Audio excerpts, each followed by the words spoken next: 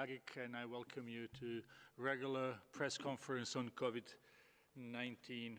Today we have Dr. Tedros, WHO Director General. We also have Dr. Maria Van Kerkhove and Dr. Mike Ryan. For journalists who are following us on Zoom, we remind you that there is a simultaneous interpretation available, and as of today, we are proud to announce that we also have Portuguese, in addition to 6 UN languages, and that's Russian, English, French, Spanish, Arabic, and Chinese. So if you're on Zoom, please look for interpretation and switch to channel you want, and you are welcome to ask a question in one of those languages if it's more suitable for you. Also, for the first time today, we have captioning of the press briefing. That's not on Zoom, that's on a social media platform. So for people who have hearing impairment or otherwise would like to have a captioning, this is now available. I will give the floor to Dr. Tedros for his opening remarks before we go to questions.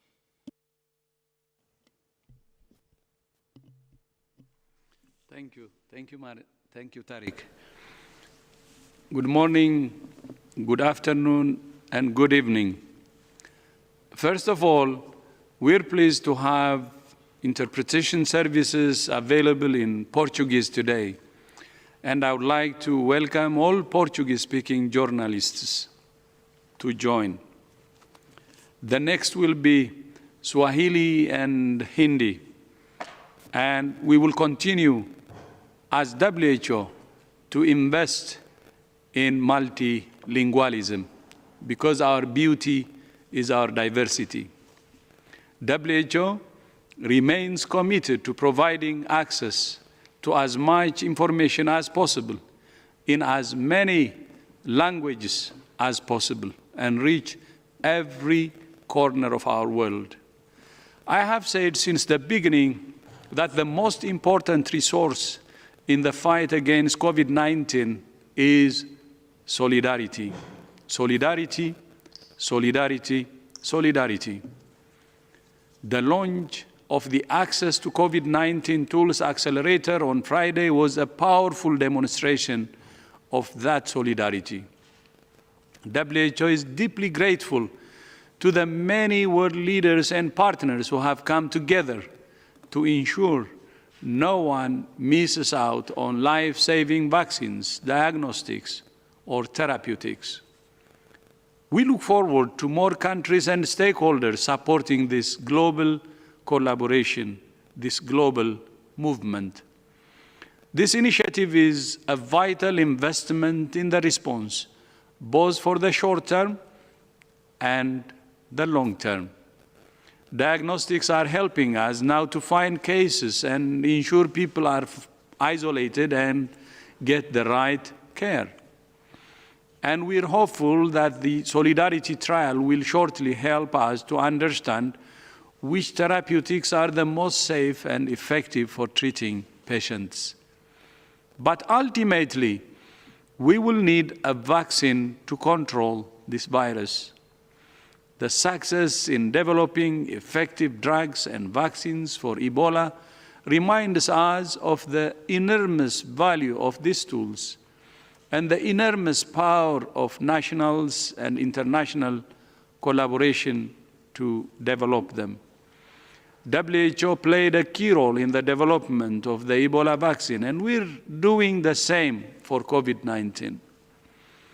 Developing a COVID-19 vaccine has been accelerated because of previous work WHO and partners have done over several years on vaccines for other coronavirus, including SARS and MERS.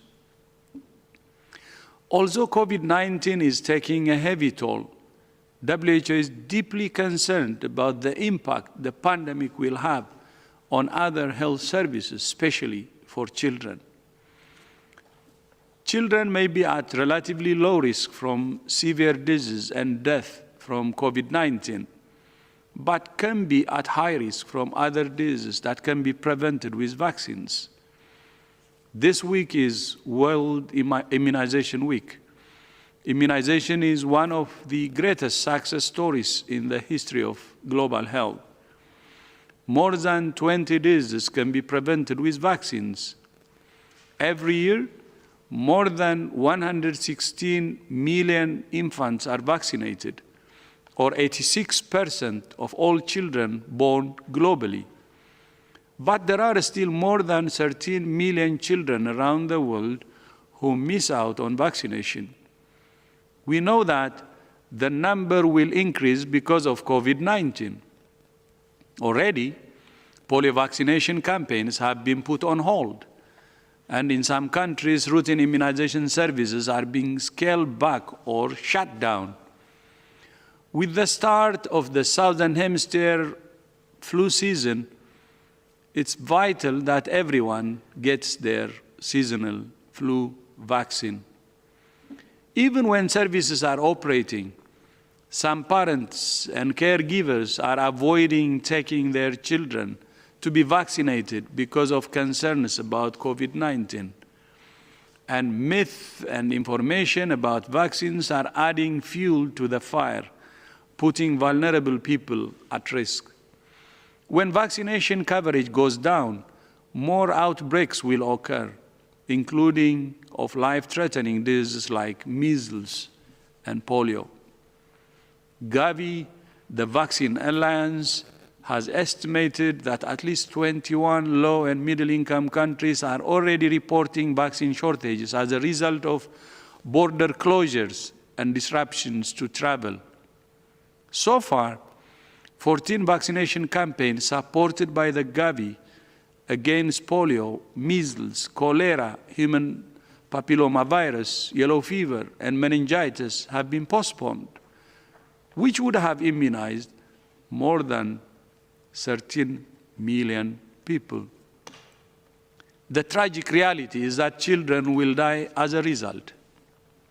Since 2000, Gavi and partners, including WHO, have helped vaccinate more than 760 million children in the world's poorest countries, preventing more than 13 million deaths. Gavi has set an ambitious goal to immunize 300 million more children with 18 vaccines by 2025. To reach this goal, Gavi will require $7.4 billion in its upcoming replenishment. We call on the global community to ensure Gavi is fully funded for this life-saving work. This is not a cost. It's an investment that pays a rich dividend in lives saved, especially in our children. Just as immunization has been disrupted in some countries, so have services for many other diseases that afflict the poorest and most vulnerable people, including malaria. As you know, Saturday was World Malaria Day. And a new modeling analysis published last week estimates the potential disruption to malaria services from COVID-19 in 41 countries in sub-Saharan Africa. In the worst-case scenario, the number of malaria deaths in sub-Saharan Africa could double. But that doesn't have to happen, and we're working with countries and partners to support them, put measures in place to ensure that services for malaria continue even as COVID-19 spreads. As lockdowns in Europe ease with declining numbers of new cases, we continue to urge countries to find, isolate, test, and treat all cases and trace every contact to ensure these declining trends continue. But the pandemic is far from over. I repeat, the pandemic is far from over. WHO continues to be concerned about the increasing trends in Africa, Eastern Europe, Latin America, and some Asian countries. As in all regions, cases and deaths are underreported in many countries in these regions because of low testing capacity. We're continuing to support these countries with technical assistance through our regional and country offices, and with supplies through solidarity flights. In the past week, we have delivered supplies to more than 40 countries in Africa, and more are planned. Globally, WHO has shipped millions of items of personal protective equipment to 105 countries and lab supplies to more than 127 countries. And we will ship many millions more in the weeks ahead, and we're preparing aggressively. Later this week, WHO will launch its second strategic preparedness and response plan with an estimate of the resources needed for the next stage of the global response.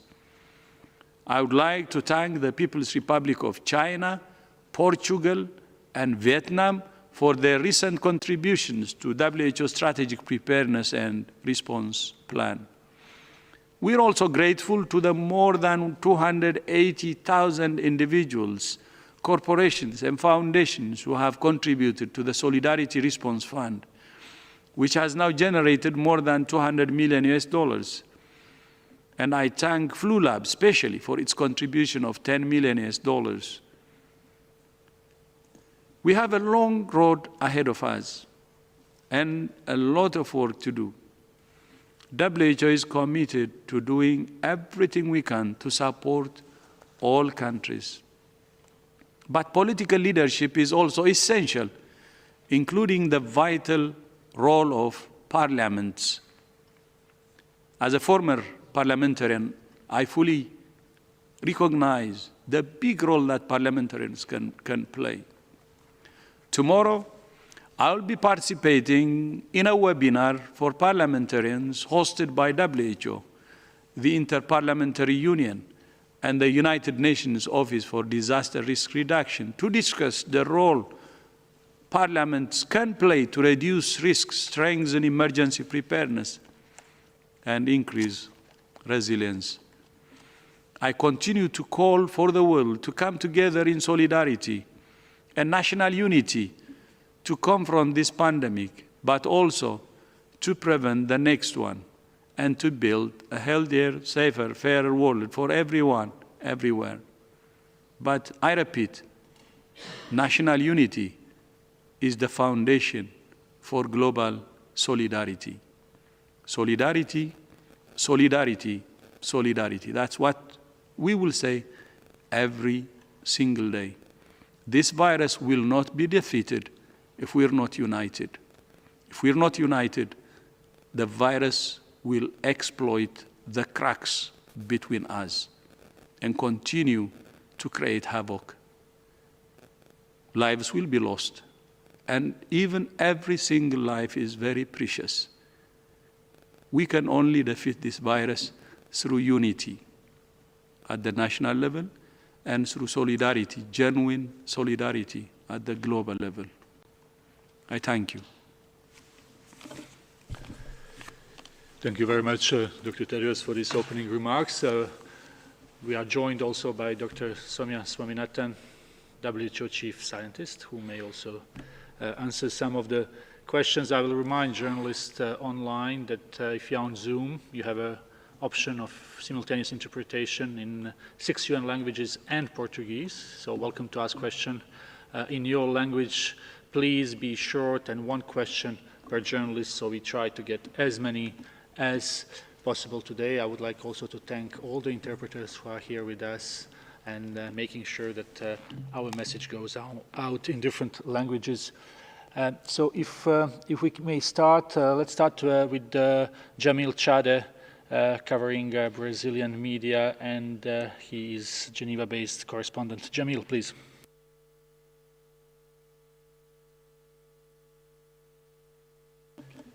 Do we have Jamil on the line? Yes, I'm here. Yes, please go ahead, Jamil. Yes, Dr. Tedros, I'm going to ask in Portuguese, hi, before, but I'm going to ask in Portuguese so we can inaugurate the service. Please go ahead. Portanto, minha pergunta é a seguinte, Dr. Tedros. como o senhor citou, existe um fenômeno da subnotificação. E, ao mesmo tempo, o afrouxamento das quarentenas estão baseados nesses números. Portanto, será que não existe um perigo de haver um erro real para o afrouxamento dos confinamentos, das restrições, com base justamente em números que não são reais? Além disso, o presidente Bolsonaro disse que não tinha por que seguir as orientações da OMS porque o senhor não é médico. Qual é a resposta que o senhor daria? Muito obrigado.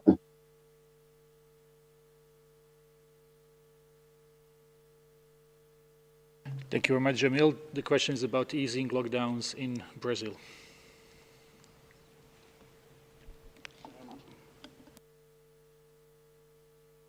Sorry, excuse me.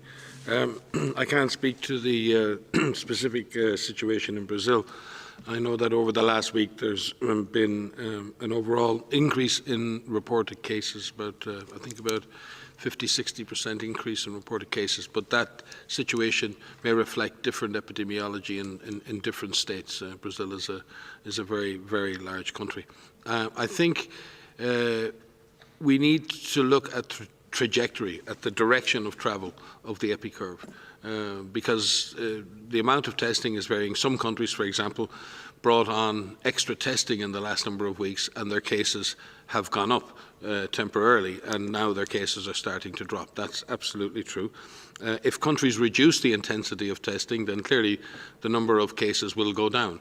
So when there's stable amount of testing, or an increased amount of testing, and the number of confirmed cases go down, I think you can be sure that that trajectory is downwards. And we would like to see that as a sustained downward trajectory of cases. We would also like to see the reproductive number, the number of people that one person may infect, to be one or less. And there are all kinds of other parameters that need to be looked at. Each country has to look at its own context. I think we've said that a number of times. Each country has to balance lives against livelihoods. But at the same time, in doing that, be assured that in making that calculation, that if the calculation is made and then the restrictions are eased too early, you may be back in a situation where lockdowns have to be reimposed. And that again has an increased impact and potentially an even greater impact on livelihoods. So I think they're the real difficult decisions that all governments are faced with right now.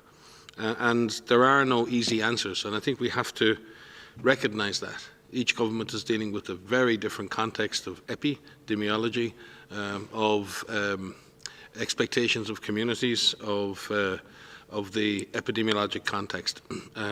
What we want to see is countries taking a step-by-step, data-driven approach that allows a country to move steadily towards a new normal, towards a new way of living that allows lives and livelihoods to return.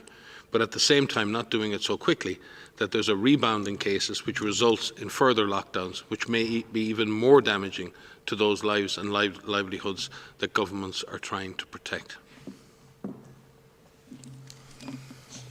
If I might supplement what Mike has said, so as he articulated, the lifting of any of these public health and social measures is not based on one factor alone. Of course, it cannot only be based on the numbers of cases and deaths reported. And I think it's worth saying that at this point in the pandemic, I think all countries are struggling right now to identify cases, and all countries are struggling to report the deaths associated with COVID-19. And that is to be expected because it is very challenging to identify all of them as you are dealing with a pandemic, as you are dealing with intense transmission in many countries. But in addition to the transmission that may be happening in the country and the numbers of cases and deaths that are identified, there's a number of other factors that must be considered, which include the ability of the country to identify the virus. So whether it's a workforce of contact tracers to help find the virus, whether it's the workforce in your healthcare facilities and your frontline facilities to be able to deal with patients, looking at the numbers of beds available in hospitals for mild patients, for severe patients. What does that look like in terms of your ability to handle an increased burden if case numbers increase again?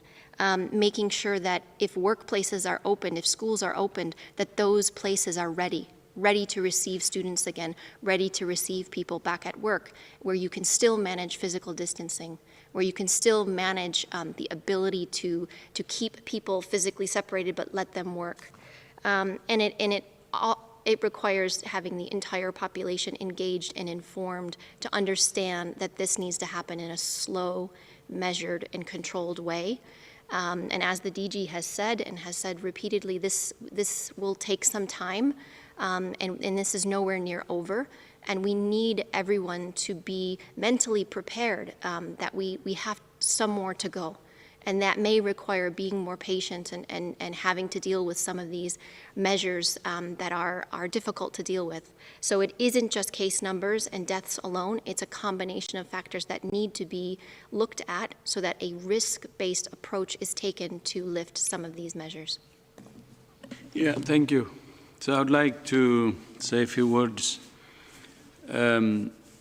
On countries following WHO's advice, we can only give advice to countries, but one thing should be clear. We don't have any mandate to force countries to implement what we advise them. It's up to the countries to take our advice or reject it. But we give our advice based on the best science and evidence. Maybe one example is, as you remember, on January 30, we declared the highest level of emergency, global emergency, on COVID-19. Based on the international health regulation, WHO can declare the highest level of global emergency, and we did that on January 30th. During that time, as you may remember, there were only 82 cases outside China. No cases in Latin America, actually. No cases in Africa. Only 10 cases in Europe. No deaths in the rest of the world. Nothing. So the world should have listened to WHO then carefully, because global emergency, the highest level of emergency, was triggered on January 30 when we only had 82 cases and no deaths in the rest of the world. And every country could have triggered all its public health measures possible. I think that suffices the importance of listening to WHO's advice.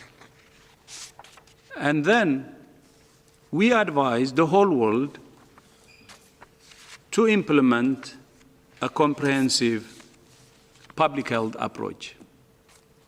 And we said, find, test, isolate, and do contact tracing, and so on. You can check for yourselves. Countries who followed that are in a better position than others. This is fact. So again, I will come back. I can give you many examples, but I don't want to take much of this time because there are many people who want to ask additional questions. But one thing I would like to repeat is, I assure you that WHO gives the best advice we can based on science and evidence. It's up to the countries to reject or accept. But from our experience so far, what we have seen is some countries accept, some may not. At the end of the day, each country takes its own responsibility.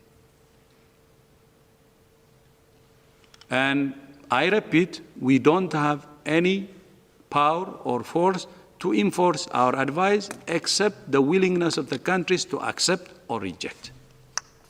So I hope that's very clear for any country. For any country. But one thing I would like to assure you is we will continue to give advice based on science and evidence. And then it will be up to the countries whether to take it or not. Thank you. Thank you very much. Next question is from Antonio from EFE News Agency. Antonio, can you hear us? Antonio, just to remind everyone, you need to unmute yourself to be heard here. So if you can unmute yourself and then ask the question.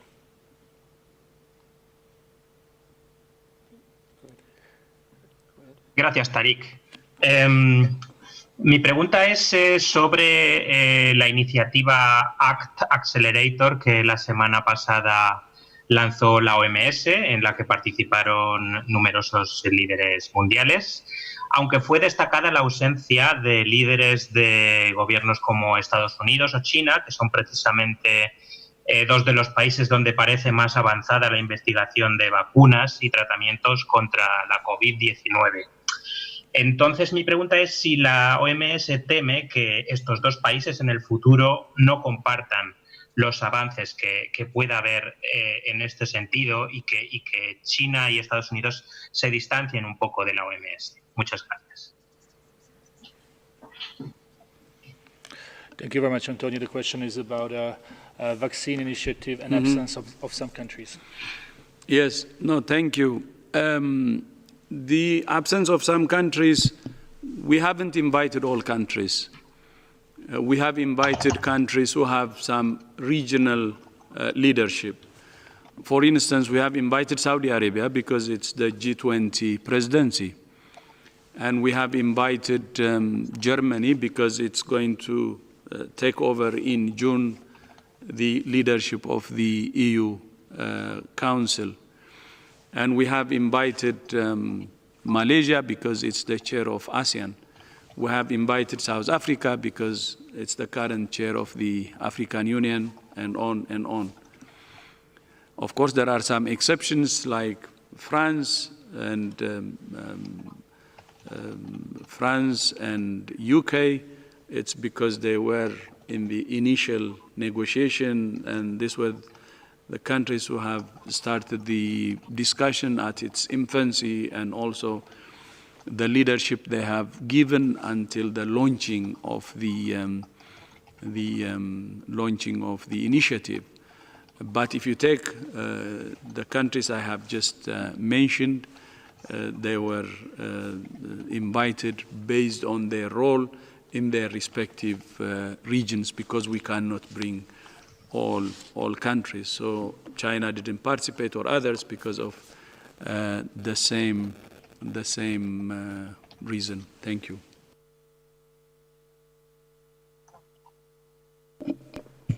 If I can just add to what the DG has just said, WHO works with a number of, through our expert networks and groups. And our expert networks have been working since the beginning of January on diagnostics, on therapeutics, on vaccines for COVID-19. And these experts come from all over the world. We have almost 1,000 experts today coming from all of these countries that are working on things like animal models, standardization of assays, what are the ideal characteristics for a new vaccine, the design of clinical trials for both drugs and vaccines. And as you know, the Solidarity trial is now in almost enrolling in 11 countries, but we have over 100 countries actually that have expressed an interest or are in some process of joining. And this shows that this is really a global trial. We have 1,600 patients already enrolled, and we hope to now recruit patients in many countries very, very rapidly. As new vaccine candidates are developed, we hope that the same global collaboration will continue in the development, in the testing, and most importantly, in the access to these vaccines. Doesn't matter where in the world it's developed. There are over 100 candidates currently, which are at some stages of preclinical development. 7 candidates have gone into human testing. We hope that of these 100, at least a few will prove to be safe and efficacious against COVID. And it's in the interest of all countries to collaborate today because we don't know which vaccine is going to be successful. And we have to ensure that people everywhere in all countries have access to the vaccine. Thank you. Thank you very much, Dr. Tedros and Dr. Swaminathan. We will go to the next question, and again, I will ask when I call a journalist to unmute themselves. So it's Dawn Kopetsky from NBC. Dawn, can you hear us? Yes, thank you. Can you hear me? Yes, please go ahead. Thank you for taking my question. Dr. Tedros, a few weeks ago, you had said that America was doing a great job in fighting the coronavirus. On Thursday, President Trump said that he asked whether or not injecting disinfectants into the body would help kill it. There are states that are reopening reopening services, even though there's no contact tracing in virtually any state in the United States, and we're about to hit 1 million cases. Can you tell me if you still think the United States is doing a great job? And if so, what is it that the U.S. is doing well? And what is it that we're not doing so well? Thank you very much for this question. Thank you. I think the United States is dealing, as it has been for a while, with what is a complex situation. This is a very large country with 50 states, each one with different populations, with different levels of urbanization, and the epidemic at different levels of development and evolution in each of those. I believe the federal government and the system of governors are working together to move America and its people through this very difficult situation.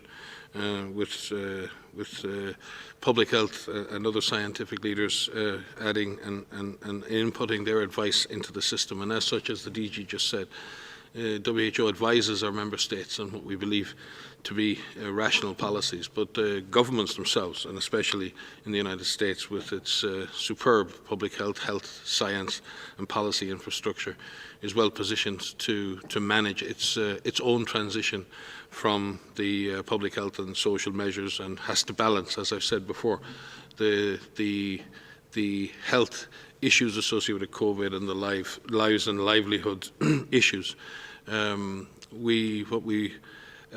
What we can say is that it's important. I think there is a national plan. I think it has been very clearly laid out, a phased plan for a stepwise reduction in public health and social measures. That plan is driven by certain parameters of data, like I mentioned before, downward trajectory of cases, the availability of capacity in the health system, and many others. As Maria said, it's a multifaceted decision-making process, and that framework exists. And obviously, if that framework is being advised by top scientists at a federal level, then obviously it is a discussion with the state system as how best to introduce that. But we believe that the overarching federal plan seems to be very much based on science, and to the extent possible, and with all of the adaptations that are needed as we move forward, we hope that the US government and its people can move through that plan, work through day to day how to do that, and will find a successful solution that reduces the impact on people's lives and also on their livelihoods. Thank you very much, Dr. Ryan. We go now to Azerbaijan, to Kamran Kasimov from Real TV. Kamran, unmute yourself, please, and ask the question.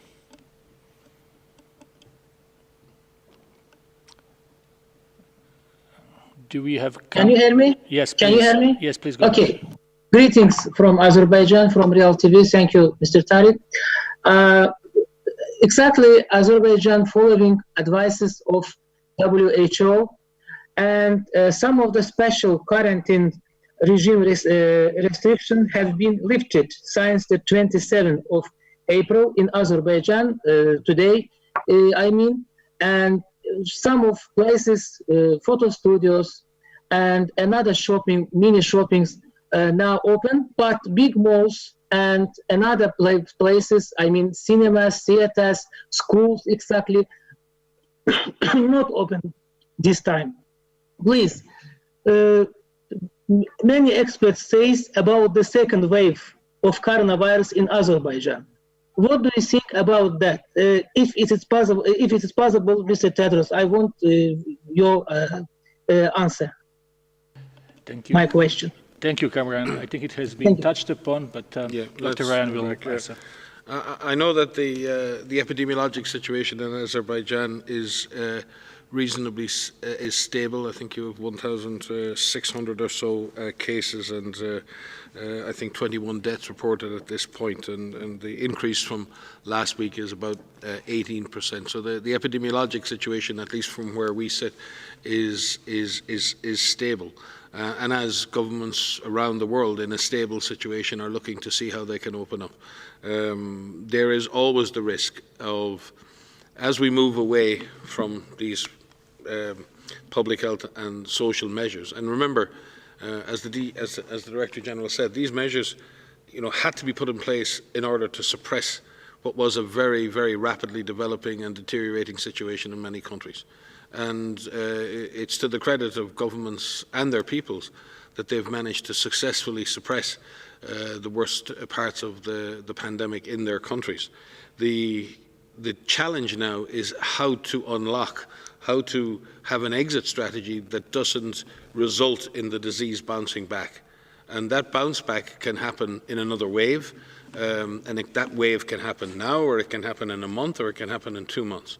We don't know what's going to happen in 2, 3, 4, or 5 months when we may see a re-emergence of the disease. We don't know what's going to happen. But what we do know is that if countries release those measures, if you release the pressure, and in a sense, the public health and social measures, the lockdowns have created huge pressure on the virus. They're preventing the virus finding new victims. And in doing that, you're putting that pressure on the virus's capacity to survive. And I think it's fairly logical that if you lift that pressure too quickly, the virus can jump back. And we don't know how quickly, and we don't know for sure which are the measures that will result in a successful exit strategy. We do know, for example, and I think everyone agrees, that large-scale mass gatherings are not a good thing. But what all governments are really grappling with now is, well, can we open the schools, or part of our school system at the moment? Can we open part of our economy, essential workers, construction, transport systems? And each country is having to look at the potential positive impact on the economy of doing certain opening, but also the potential negative impact in the disease bouncing back. And that, to an extent, is determined by the context. What is the urban population versus the rural population? Where are the high vulnerable populations within a given society? So we can't prescribe from Geneva or from WHO exactly what each country can do. What we need to see countries doing is taking a measured, stepwise approach based on the data and replacing the public health and social measures. And I would like to emphasize this. Those measures need to be replaced by a new social contract with citizens around physical distancing, around personal hygiene, around community participation, with strong public health measures such as surveillance, case finding, contact tracing, quarantining, as the DG said, detect, isolate, treat and trace, and also with a strong investment in the healthcare system. So if the disease does come back, the healthcare system will not come under the same pressure it may have come under before. So there are requirements that allow you to ease the lockdowns without having a tremendous danger of a negative outcome. But nothing is certain at this point, and that's why we're watching very closely each and every country to see what lessons are being learned. And we will ensure that those lessons are shared between countries. Just a few days ago, the DG, with all of our member states, we had 6 of our member states presenting on the lessons they've learned. Very different contexts, very different countries, doing sometimes very different things. listening to each other to see, well, this is what we've done, here are the outcomes. This is what we've done, here are the outcomes. And it's that exchange of knowledge, it's that exchange of learning that I think is going to help us get through this successfully. Yeah, thank you, Mike. Just would like to add a few words to that. Second wave, as Mike said, is in our hands. If we implement the right intervention, we can prevent it from happening, and focused on public health interventions, of course, and the details that he had said. But when we do this, not just the national interventions, having the regional and also coherence in the global interventions and global solidarity is very important. And if we take Azerbaijan, I remember the recent regional gathering that Azerbaijan hosted, and I had the opportunity to join. And when the countries in the region were, decided to work together to fight this virus, that's very important. And not only that, Azerbaijan also contributed $5 million to the global response. So I see strong commitment starting from the president, the national response, and the president also working with neighboring countries to have the regional response, united regional response, and then contributing to the global response, even financially and through other means. So I would like to use this opportunity actually to express my respect and appreciation to the leadership of His Excellency, the President, considering all the 3 levels that he's trying to be involved in and support. Today also we got another commitment to global solidarity, and Latvia has contributed financially to the global response. And I would like to use this opportunity again to appreciate the commitment from Latvia.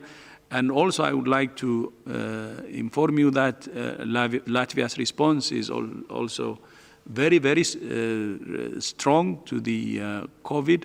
And what's happening at the national level is something that really is bringing result in Latvia. But at the same time, their contribution to global response is much appreciated, and thank you so much, Latvia, for that. Thank you. One additional point I wanted to add to what Mike and DGs have said is about this question around the second wave, and as the Director General has just said, it's in our hands. But we are learning about this virus every day. And while one of the important things that we are starting to learn now is the extent of infection in countries. And some of this comes from the surveillance, which is detected through the PCR testing. But there's an additional tool that we have, which is gathering information about the extent of infection through seroepidemiology, which is measuring the extent of infection in people who may have been missed through surveillance. And we detect the antibody levels in those individuals. And while I don't have specific details about Azerbaijan, we are learning from a number of countries that early results suggest that a large proportion of the population remains susceptible. And that's an important feature because that means that there still are people that this virus can infect. And so in addition to how we intensify the measures to increase, the so-called lockdown measures, as well as lifting those in a controlled and studied way, it's really important that we remain vigilant, to identify cases very, very quickly through all of the systems that we have been describing.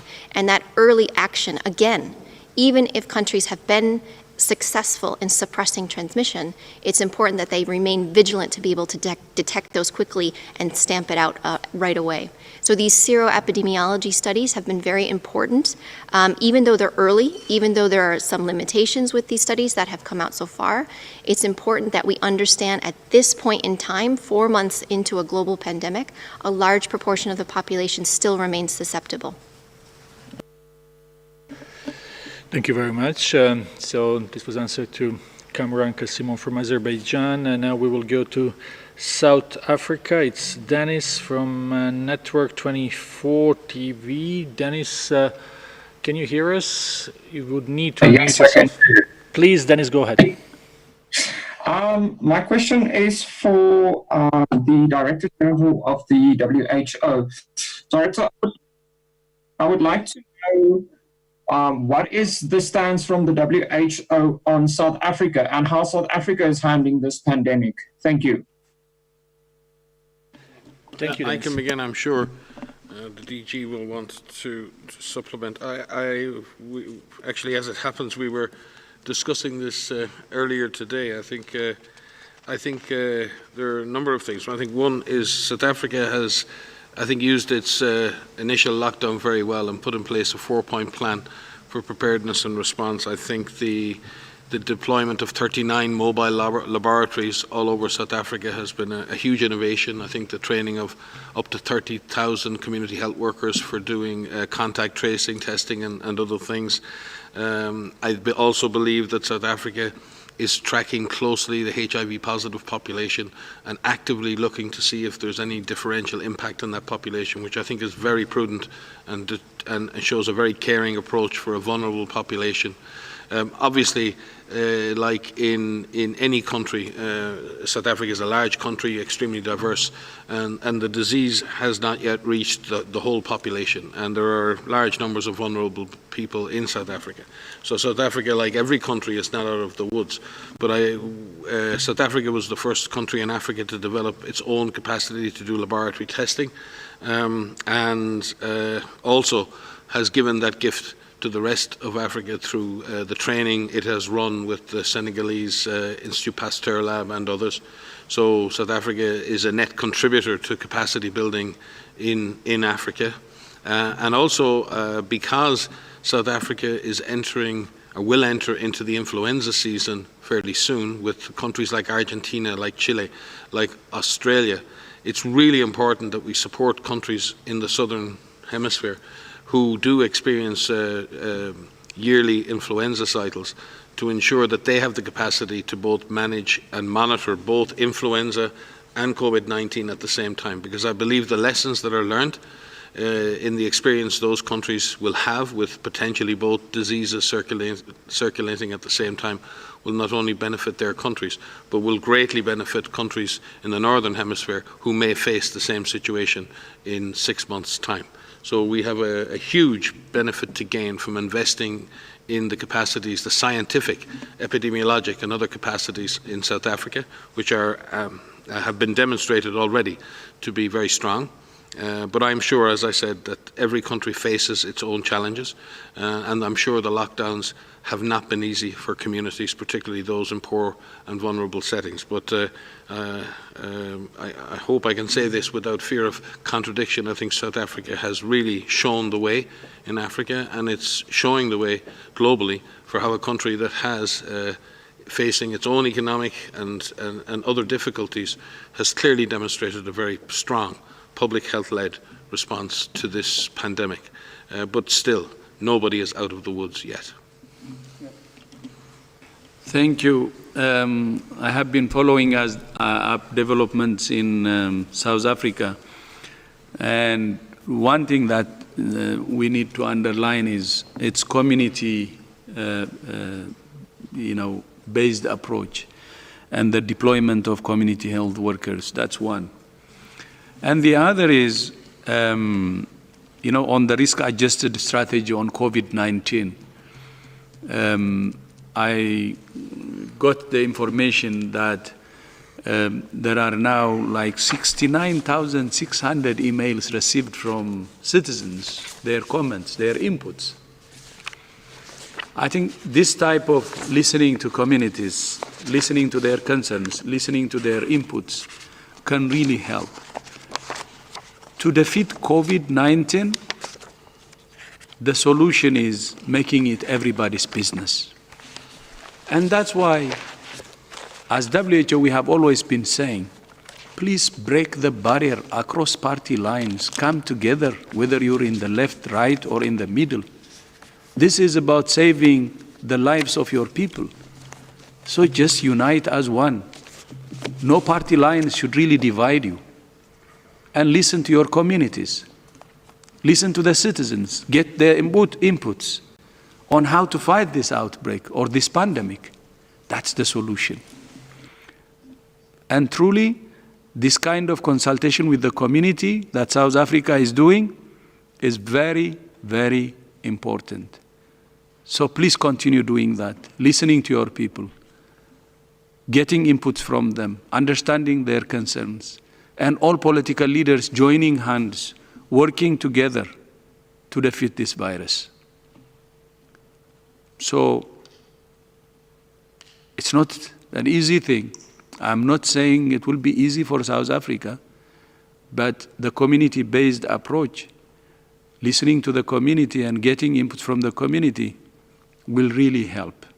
Whether it's getting emails like the 69,000 emails or other ways of inputting, getting their advice from the communities is very important. Our communities know the problems, know the root causes of the problems. They also know the solutions. Let's listen to our citizens. Let's listen to our people. Let's make this fight truly community-based. Thank you very much. Next question is from Ankit Kumar from India Today. Ankit, can you hear us? Yes, I can hear you. Good evening. My name is Ankit Kumar. I represent India Today. My question is, in India, scientists from 2 institutions have claimed that high fatality rate in some of the cities could be possibly linked due to a L-type strain of the virus.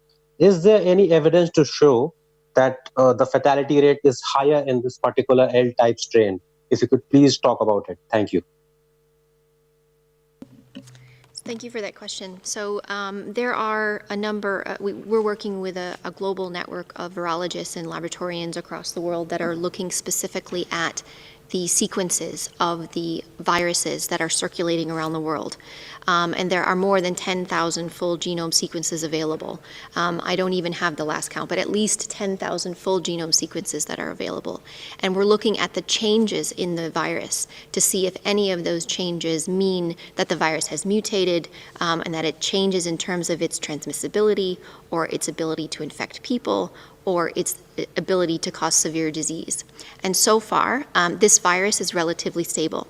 There are changes in the virus which are expected in RNA viruses, but these changes are within the expected range, and there aren't any differences in the viruses that have been found in different countries that suggest that it behaves differently in terms of its ability to transmit or its ability to cause severe disease in people. Thank you very much, Dr. Van Kerkhove. Now we go to Tania Valbuena, N+1, that's online science magazine for Latin America and Spain. Tania, can you hear us? Maybe you need to unmute yourself, Tania Valbuena. Hola. Hola. Please go ahead. Perfecto. Bueno, mi pregunta va especialmente con la notificación que hicieron el viernes de los pasaportes de inmunidad que algunos países están realizando.